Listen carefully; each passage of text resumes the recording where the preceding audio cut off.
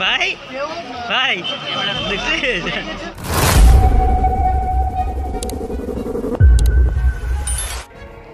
দিনহাটায় BJP কর্মীদের প্রতিবাদ মিছিল এবং সেই প্রতিবাদ রুখতে অতি সক্রিয় রাজ্য police.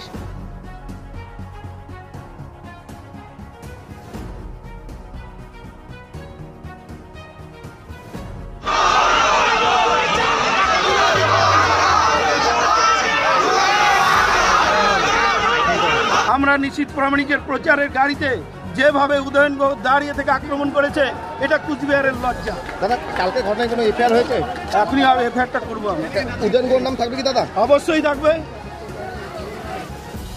Bureau report, RPTV news Bangla. RPTV news Bangla.